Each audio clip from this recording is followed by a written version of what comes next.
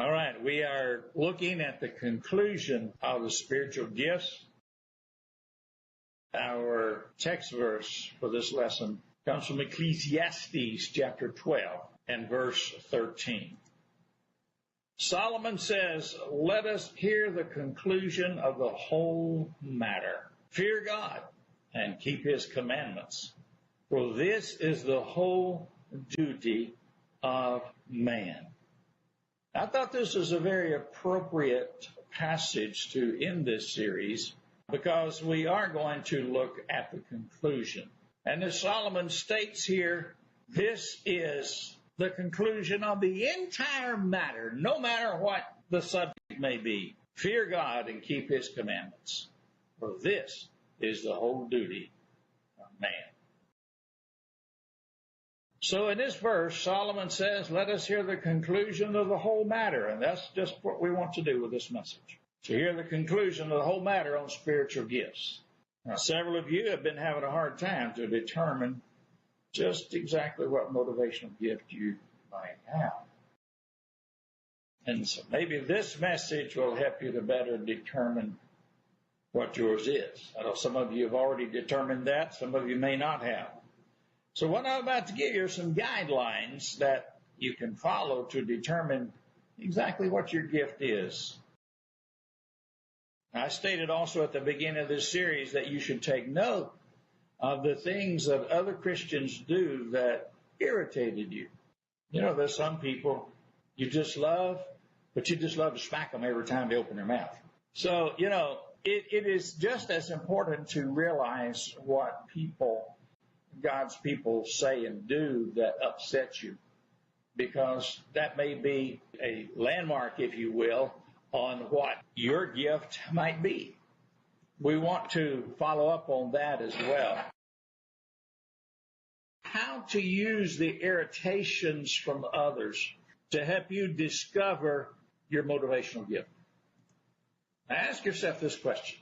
What do Christians do or not do that disappoints me and causes unbelievers to reject the Christian life? You know, some people, you love the Lord, they love the Lord, but they're just hard to love. And their actions or even reactions just drive you up the wall. You may wonder why in the world that this happens.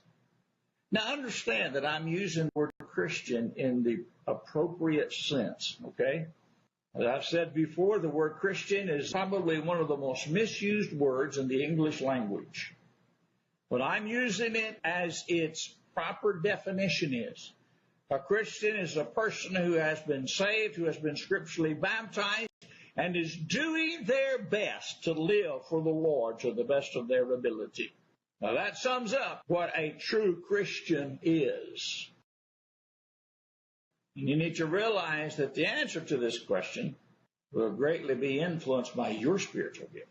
Because you see, the prophet says, well, they compromise with the world. It may seem like that to a prophet. Maybe it's not really that, but that would be what it would look like to a prophet. Well, they fail to demonstrate true Christian concern. That would be the server. Server just can't understand why in the world that you do not see a need. But I'm here to tell you that the prophet and the teacher may have blinders on. They can't see that because that's not in their gift. All right, they are substituting experience for sound doctrine. Well, that's the teacher. And yes, it just drives me up the wall when a person cannot back up their experience with the Word, with Scripture. They're not growing to spiritual maturity. That's the exhorter.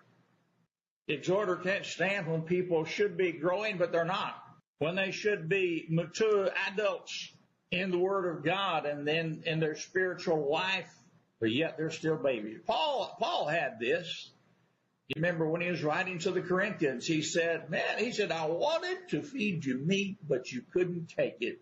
Of course, I'm paraphrasing here. He said, I had to give you milk instead.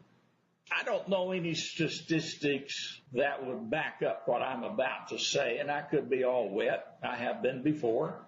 But I would venture to say that a large percentage of church splits come about because of the lack of spiritual maturity of the members. I've been through church splits before, and I'm here to tell you that if those folks would have been as grown up as they were physically, if they were that grown up spiritually, we wouldn't have had any problems. Or they're not trusting God for their finances. Well, that's the giver. One of the things wrong with this is maybe God didn't want them to have that much. Maybe they don't have anything to do with it. That's the giver's viewpoint because of his or her gift. The organizer says, well, they're not accomplishing any major goals. Oh, and then we have the last one. They do not have genuine love for each other. That's the mercy. Sometimes a mercy doesn't understand the term tough love. Sometimes the best thing that you can do for a person is to do something to them that might feel like it hurts them, but yet it's the best thing for them, but they just don't know it. Let me give you a very simple illustration on that. A child likes ice cream. Well, what child doesn't? And so a child decides, Mama, I want ice cream for breakfast and lunch and supper. And Mama says, no, I don't think so. You can have it for dessert, for supper, but you can't have it any other time. Well, why not? I like it. I love it. Uh-huh. You may like it and you may love it, but you're not getting what you need to grow up on of just eating ice cream. You know, eventually that child will grow up and realize that Mama was right. But right at that point, they think Mama's just being mean. Being mean? Being mean. You know, sometimes we as parents, children realize that later on we weren't so mean after all. So the mercy may look at it as, oh, that's just terrible, that's just mean. How can God allow things like that to happen to his child? God can have plenty of reasons for allowing that to happen to one of his children. And that's an entirely different series of messages. Determine what you can do now to begin resolving the problem that concerns you most. Explain your understanding of the problem to God. Dedicate yourself to being part of the solution, whatever the cost. Ask God for wisdom as you read and memorize his word daily. Then take advantage of every little opportunity that he gives. And then constantly evaluate your results in the light of God's word and lasting fruit. Understand the basic motivation of each spiritual gift. If each of the 7 motivational gifts was represented in a family, and imagine the family all sitting around the dinner table, and someone dropped the dessert on the floor. Here's what each one might say and why they would say it. First one we want to look at is the prophet. Well, that's what happens when you're not careful. Sound familiar? Motivation? To correct the problem. Server. Oh, let me help you clean it up. Motivation? To fulfill a need. Teacher. Well, the reason that it fell, it was too heavy on one side. Makes sense, doesn't it? That's a teacher. I know that fits a couple of others. Motivation? To discover why it happened. My grandmother used to get so aggravated at me, I probably told you before. Bless her heart, she's been dead a long time now. She said one time, she said, why? That's all you say. Why? Well, that was Grandma, but that was me too. I wanted to know why. I have to say that I've taken a few things apart and never could get them back together. Did you ever take something apart and get it back together and have parts left over? Oh, that's not a good sign. Exhorter. Next time, let's serve the dessert with the meal. The motivation? To correct the future so it doesn't happen again. The giver.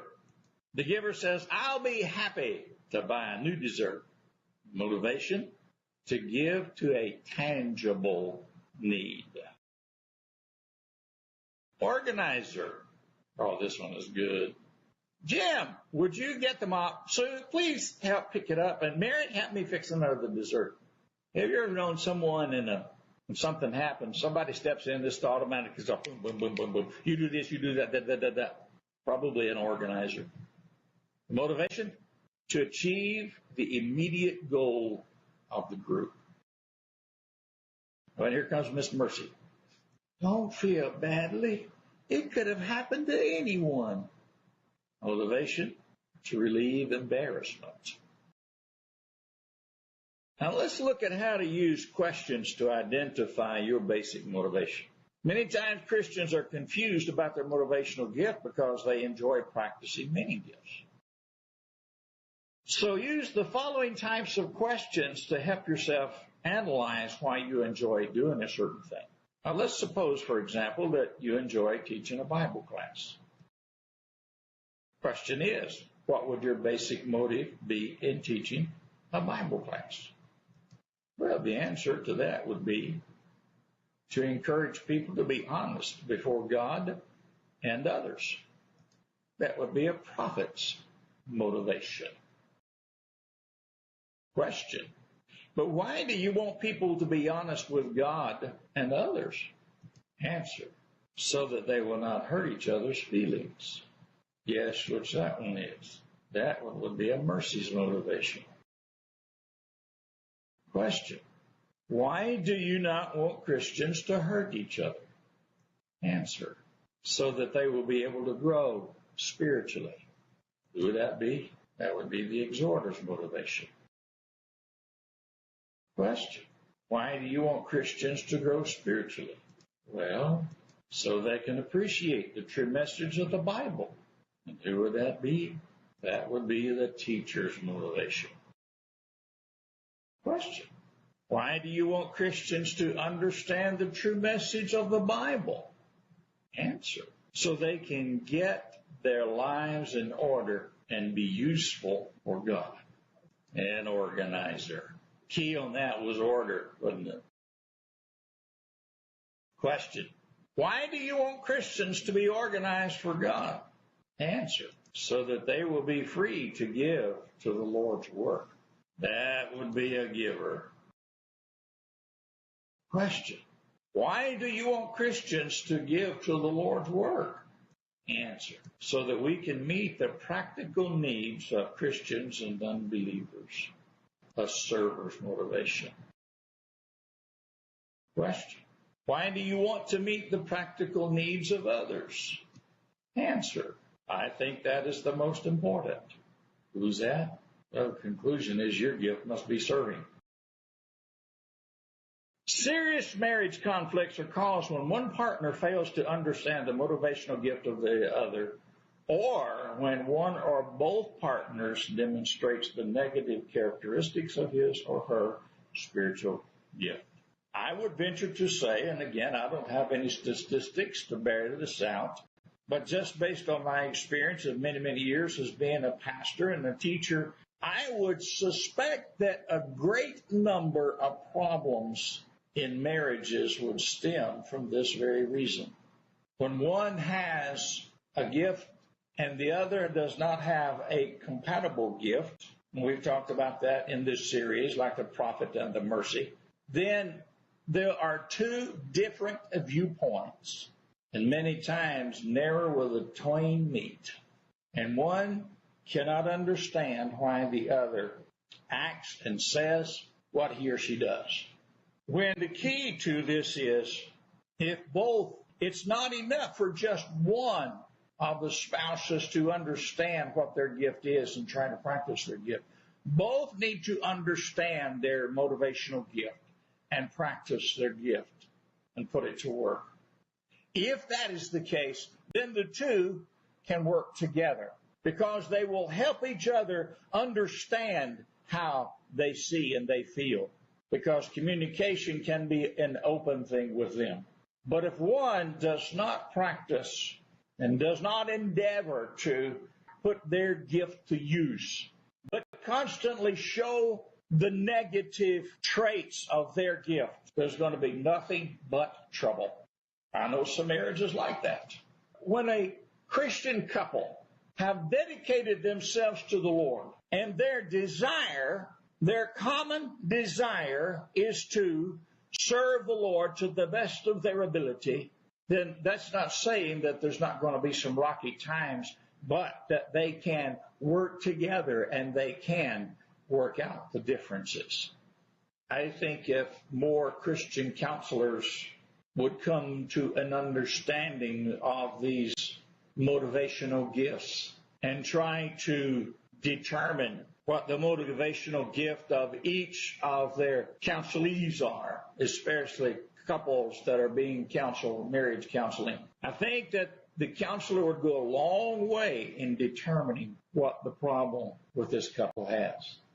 Usually, just the things that they talk about the most, that's just the surface stuff. And the counselor has to dig below the surface to get to the real problems. I would think that a majority of times, if the counselor would get a grip on these spiritual gifts and figure out what the spiritual gift of each individual, that couple that he's counseling, he or she's counseling with, I think it will go a long way in helping that marriage to succeed and to be more beneficial to the Lord. What do you think? To me, that just sounds reasonable. But again, I may be all wet, but I don't think I am. Understand how each gift responds in a situation. This is important too.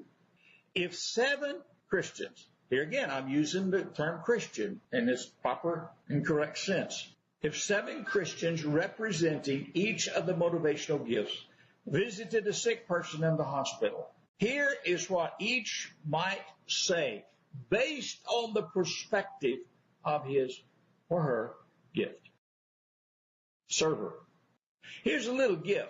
Now, I brought your mail in, I fed your dog, I watered your plants, and washed your dishes. All tangible things, necessary things that would need to be done. Somebody would have to do them. And a server, I vouch to say, would be the only one that would think along these lines. Or a person who is endeavoring to practice the gift of a server. Mercy. I can't begin to tell you how I felt when I learned you were so sick. How do you feel now? A mercy can empathize with an individual much easier and much better than those of the rest of us or the other gifts. Organizer.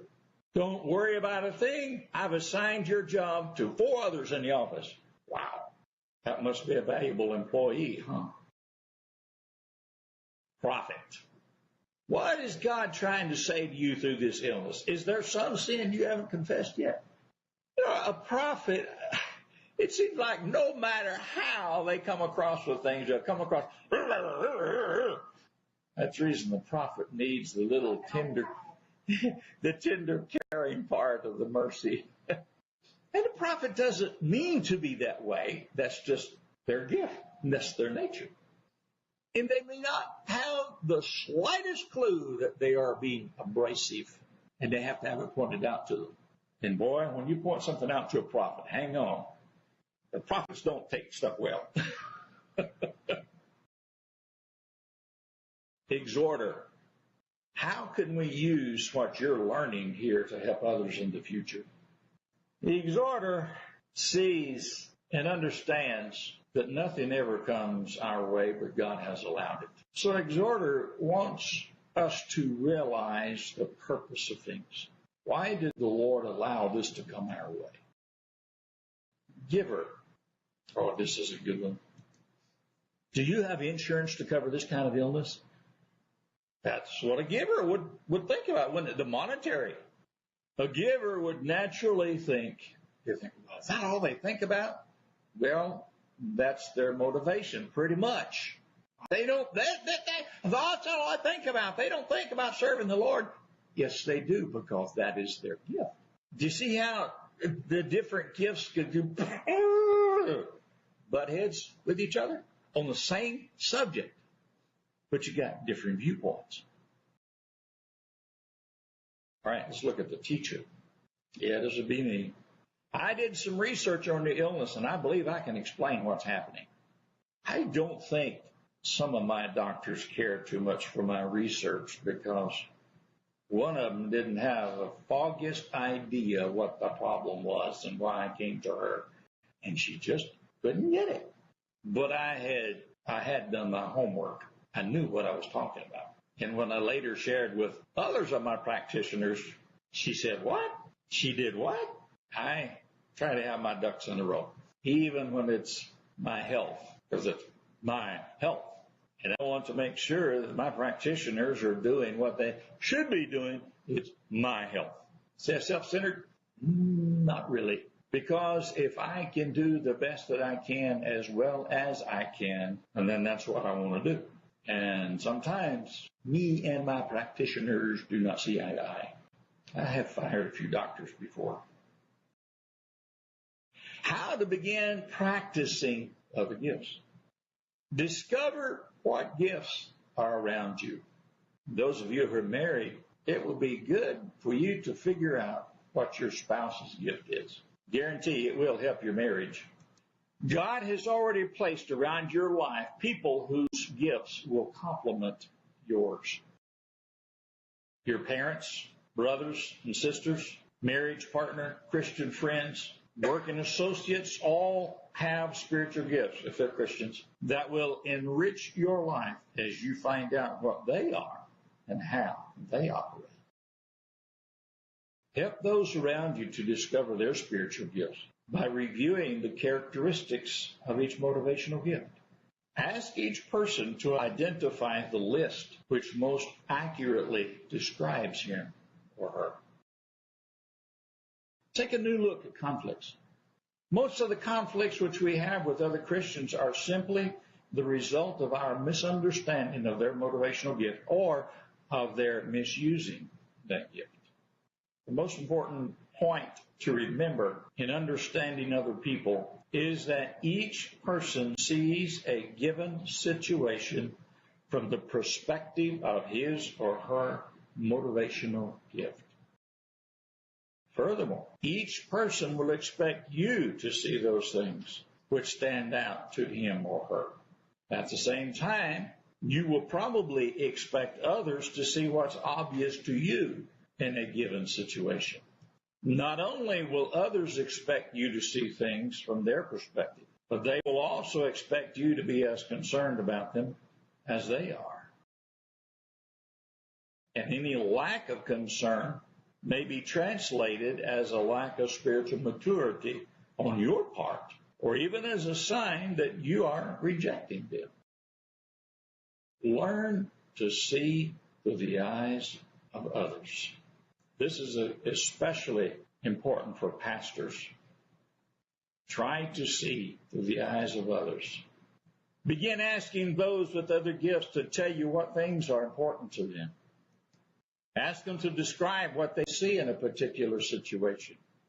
Encourage them to point out blind spots in your life or service for Christ. Find Christians who are successfully using their gifts and study how they go about doing various things, such as how does a prophet identify and expose sin? How does a server see and meet practical needs? How does a teacher validate truth? How does an exhorter visualize steps of action? How does a giver make wise investments? How does an organizer get jobs done? How does a mercy know what hurts others? Then try to understand how gifts are to be used in the church. If 7 Christians meet together to organize the ideal church and each Christian represented a different motivational gift, here is what they would probably emphasize based on their spiritual outlook. What we need in our church. Okay, the prophet says well-prepared sermons, exposing sin, proclaiming righteousness, and warning of judgment to come. That's great. Server, practical assistance to every member of the church to encourage them and to help them fulfill their responsibilities. Absolutely. Teacher, in-depth Bible studies with special emphasis on the precise meaning of words? Absolutely. Exhorter, personal counseling and encouragement for each member to assist them in applying scriptural principles to their daily living. You better believe it. Giver, generous programs of financial assistance to missionaries and other ministries. Very important, especially if you claim to be missionary-minded and a missionary Baptist. Otherwise, you need to take missionary off your name. Organizer, smooth running organization throughout the church so that every phase will be carried out decently and in order. Mercy, special outreach and concern for the precise and varying feelings of individuals for the rest to meet their needs. Can you imagine having a church that was big enough to have 7 pastors and each pastor having one of these gifts? I believe we would see a very dynamic church. And this doesn't have to be pastors. If we as children of God, each one of us, if we really want to serve the Lord, it would behoove us to study these gifts and to find ours and to begin practicing it. Because see, then and only then can we really completely serve the Lord as He would have us to do. Now, I think some of you already have determined that what your gift is, and you're already practicing it to the best of your ability. You're concentrating on the positive aspects of your gift and trying to eliminate the negative aspects of it. Some may still be in the process of determining exactly what their gift is, and if you are one of those, then maybe this final message will help you in that determination. Then for those of you that have determined what your gift is and you're actively practicing it and very comfortable in your gift, you may want to expand your horizons and begin learning how to practice some of the other gifts. One of the most helpful things for me as a teacher has been to try to see things through the eyes of others. There's an old saying that goes something like this: don't judge your brother till you've walked a mile in his moccasins. And I think that's some pretty good advice. We all need each other in the Lord's work. There's a saying that goes, no man is an island. Well, no woman either. Song and a hymnal that we sing once in a while, I need the prayers of those I love. Yes, we do. We need each other in order to serve the Lord as He would have to do. Because you see, just by ourselves, we can only do a little bit for the Lord. And each of us by ourselves cannot do a good job of it, but together we can accomplish much for the Lord. I pray that God would richly bless you as you continue to serve Him. You may now be able to serve Him as you've never been able before.